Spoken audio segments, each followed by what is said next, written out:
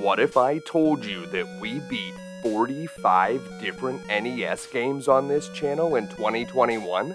And we even beat The Legend of Zelda twice. That sounds especially crazy to me when you consider that as a kid, I never owned more than 10 games at any given time. I have big plans to finish even more games in 2022, but before we can kick off the new season of You Can Beat Video Games, I have a bit of unfinished business to attend to. I do a ton of research for these videos, but after they're released, it's amazing what you can still learn from reading the comments. You can bet that if something evaded my research, then it's one of the secretest of secrets. So on today's bonus episode of You Can Beat Video Games, we're going to take a look at the top 10 secrets I wish I showed in 2021. If you're new to the channel, we usually do deep dives on retro video games and give you the professional strategies that can be used by the casual gamer. Please make sure to subscribe and check out youcanbeatvideogames.com for news, episode lists, and official You Can Beat Video Games merchandise. Let's get started.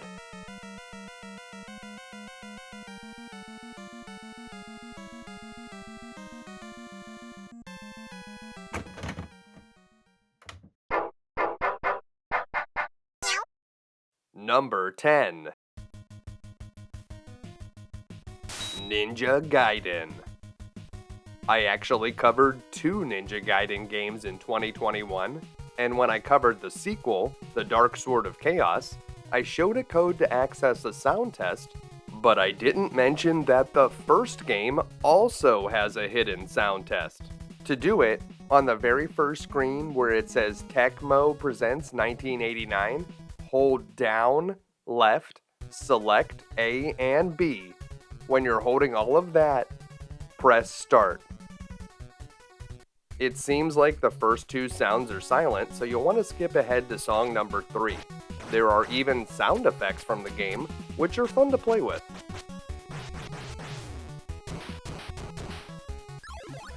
Also, in Act 5-2, there is a very difficult jump. I showed one way of doing it in the episode, but there may actually be a better way. There's one of those obnoxious birds over here, so you'll want to make him spawn first, but you can actually just climb up and over that wall, and as you fall through, you want to hold to the right, and you'll land right on the platform you want to reach. Now that's much easier. Number 9. The Simpsons Bart vs. the Space Mutants. There are a lot of secrets in this game, but one of the more interesting things is what happens when you die in the final stage. When you complete stage 4, the museum, the final level is actually much easier, especially if you know what you're doing. But if you lose all of your lives in the power plant, the aliens reveal their master plan: creating an army of homers. Weird.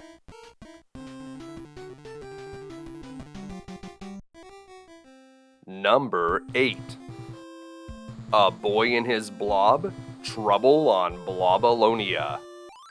In the video for this, I showed a trick where you can use a punch jelly bean to actually drop through the ground and into a strange glitched out area. From here, we were actually able to beat the game, but before we did that, we took a quick detour over to the right where we saw this odd bit of text. If we had continued on to the right, we would have discovered that there's more to it. This text is the beginning of a limerick, and in the game you can actually find the first 5 out of 6 lines. You have to be able to hack the game to get the final line of the limerick, and the full thing goes like this. A boy hero heard a kid sob. Her tree cat got stuck on the job. A ladder he tried. Oh, thank you, she cried. Replied he, just doing my blob. An interesting mystery indeed. Who wrote this limerick, and why was it coded into the game but unused? There are some things that we may never know. Number 7. Kid Icarus. Kid Icarus is one of the more notorious games that we beat this year, and one thing that I didn't know is that if you just wait around in a store after you buy something, they'll offer you more things to buy, and they'll keep doing this as long as you keep buying stuff, which is pretty convenient if you have a lot of money, or, in this game, hearts. The store trick is certainly useful, but there are also a lot of fun passwords you can use in Kid Icarus. The most famous one is probably Icarus fights Medusa Angels, which will take you to stage 2-4 and will give you quite a bit of equipment. The other famous code that you may know is packing, packing, packing, packing, which will take you deeper into the game and will give you a similar amount of equipment. But did you know about the number 8 followed by a bunch of lowercase u's? This will take you all the way to the final stage and will also give you just a ton of equipment. It looks like in this code that you only have one medicine bottle, but it does not play that way. There's Kid Icarus, Kid Icarus, which will also take you to the final stage, as will Danger, exclamation points, Terror, Horror, but this one will bring you there with low strength. One last password is Icarus and the Arrows Flying, which will take you to stage 3-4 but with no medicine bottles. Unfortunately, none of these passwords will work on the Nintendo Switch version of the game.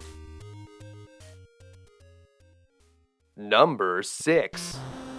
Strider. In the original video, I showed one strategy for defeating late-game boss Maniac using the fire trick. You simply equip the fire trick and attack him with it, and that will disarm him, making him vulnerable to your Cypher Sword. Unfortunately, this does require energy points, so there may actually be a better way to defeat this boss. Surprisingly, the best way to defeat Maniac is by using your plasma arrow. You may think this would take too long to charge, but whenever you're holding up to charge the plasma arrow, the boss will act like a deer in headlights. He'll simply wait until you've charged it up to the max, and he'll keep waiting until you've blasted him right in the face with it. Once he's disarmed, you can easily attack him with your Cypher Sword and finish him off. That way you won't have to use any of your energy points, and you can save them all for the medical trick. Number 5. Dragon Warrior. Dragon Warrior is by far the biggest and longest game we've played on the channel, and the key to this game is knowing where to gain levels. I showed a lot of good places where you can level up quickly in the video, but I didn't show this one. Once you've gained level 4, you'll learn the Hurt Magic. Normally it's difficult to use the Hurt Magic effectively at level 4 or level 5 because you don't have a ton of magic points, but if you stay relatively close to the castle where there's an old man who will refill your magic points for free, it's almost like you have unlimited magic points. So the trick is to go down to this area where there's a small strip of mountains, and here you'll be able to fight some much more dangerous enemies than the ones that are nearby the castle.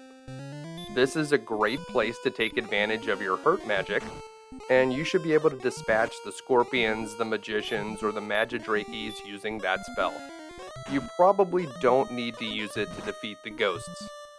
Whenever you get low on magic points, you can simply walk back to the castle, and as soon as you walk one space to the north here, you're going to be back into an area where the enemies are very easy to defeat, and they won't pose much of a threat. So just head back to the castle whenever you're low on MP, walk over to this old man, you'll be able to talk to him, and refill all of your magic points. Now, until you have the heal magic, you won't be able to use this guy to refill your health, but you should be able to get to level 5 quite quickly using this experience loop, and you can take it all the way to level 7 or even higher. Number 4. Double Dragon. In my original Double Dragon video, I showed a way that you can max out your hearts simply by not knocking out the enemies at the very beginning of the game, which is why I didn't show this other more famous trick that you can do in Mission 2. You want to come up here and grab the bat by jump kicking this Williams enemy. Then you need to go down the fence here. You can jump kick off the side or simply walk off. And you want to lure that one at the top to the edge of those red girders and then go back up the fence.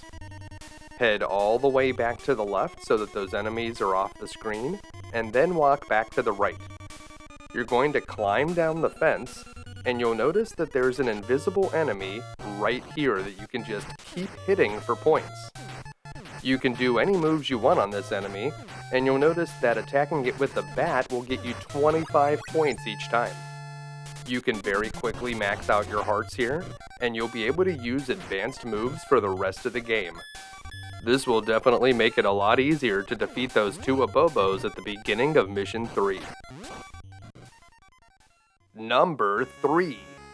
Clash at Demon Head. I revealed a lot of secrets in Clash at Demon Head, and we came down here to the very bottom of Route 32 and met with Joe. Joe is Bang's friend, and he was sent in earlier, but unfortunately he met up with Tom Guycott and was mortally wounded. I thought that when we met up with Joe that we had rescued him, and he was just there to give us a clue that the medallions are used to stop the bomb at the end of the game. But that's not all Joe's there for. If you leave and come back, you'll see that Joe has a new message, and he's not doing very good. There's a little bit of blood on his face and everything. If we leave and visit Joe for a third time, he'll have a different message for us. This time, Joe doesn't have a lot to say. He is definitely dying. Can we not give the man some ultra food or something? Maybe use our Energizer magic? We have it. We could potentially use it on Joe. He may be beyond ultra food at this point, though. And if we leave and return one last time, this time, Joe, well, yeah, this time he's a pile of bones. Although the pile of bones talks to us, it says, "I've already died." And at this point, whenever you talk to the pile of bones, after that, if you check your inventory, you'll notice that you were given a bunch of new equipment. Thanks, Joe. That was really nice. I checked my research on this and couldn't find any references that showed me that you should visit Joe 4 times. I don't think I would have thought to do that. If you climb down for a 5th time, you won't find anything special, but there is one more trick in Clash at Demon Head that I'd like to reveal. On the left side of Route 42, there's this purple troll that seems to stop you from going forward. However, if you're persistent, you'll take a bunch of damage, but eventually the troll will give up and let you pass.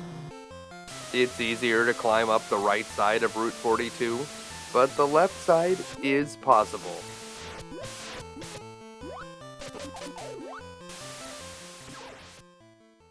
Number 2. Maniac Mansion. In my Maniac Mansion video, I showed a number of ways that you can destroy the house, but this is a very fun way that you can do it right at the beginning of the game. Once you get inside, go up the main stairway and open up the steel security door. The steel security door was actually piracy prevention in the original computer game. Then you want to use a hidden keypad that is located in the lower left corner on the second strip of wallpaper from the left.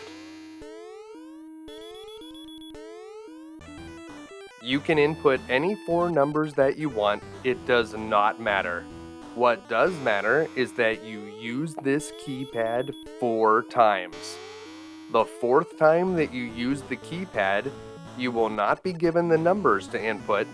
Instead, the game will go directly to a cutscene where the house explodes.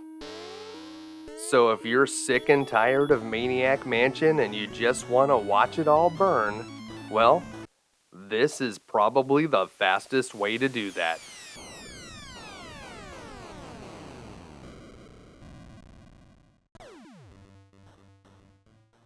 Number 1. Ducktales.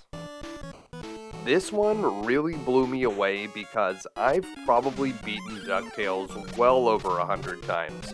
However, in the Himalayas, there is a hidden room that I had never seen before.